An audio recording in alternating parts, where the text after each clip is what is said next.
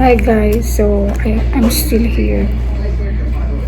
So nag-walk-in lang ako sa aking provider. Kailangan ko kasi mag-check up. So yung panahon ngayon sa Las Vegas ay medyo lumalamig na.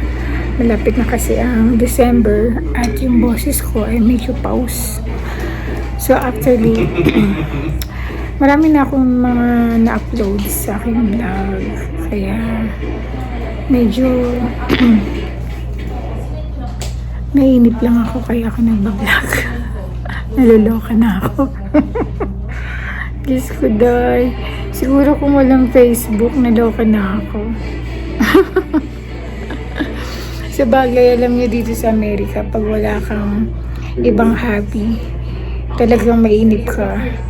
Kasi syempre, hindi naman lahat mga Pilipino dito masayahin lang tayo mga Pinoy, di ba? So anyway, naipag-pray nyo na ba yung mga tao sa Cebu? Kasi yung mga tao sa Cebu is they really need help. Nakakaawa nga kasi ang lakas ng lindol na nangyari. Alam niyo dito sa Amerika, awa naman ng Diyos, dito sa Las Vegas maganda dito kasi malapit kami sa mountains. Hindi masyadong naglilindol dito, hindi masyadong nagbabaha, hindi masyadong nag-snow, hindi masyadong nag-uulan. Kaya if you want to visit US, ang bisitahin nyo is Nevada, Las Vegas. Marami pong mga kapwa natin Pinoy.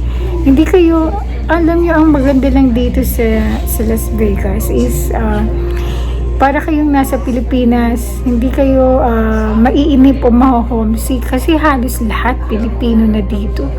Ang dami rin po dito mga Filipino restaurant and ang dami rin po dito mga gimmick kagaya ng mga video okay.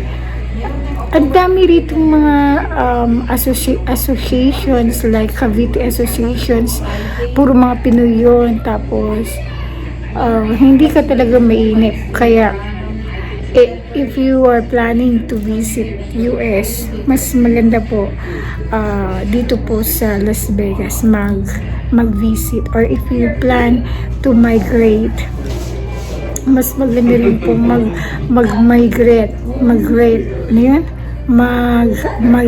dito sa Las Vegas. Yan. So marami na akong naibigay na tips sa inyo. Kaya yun lang po. Bye-bye. God bless you.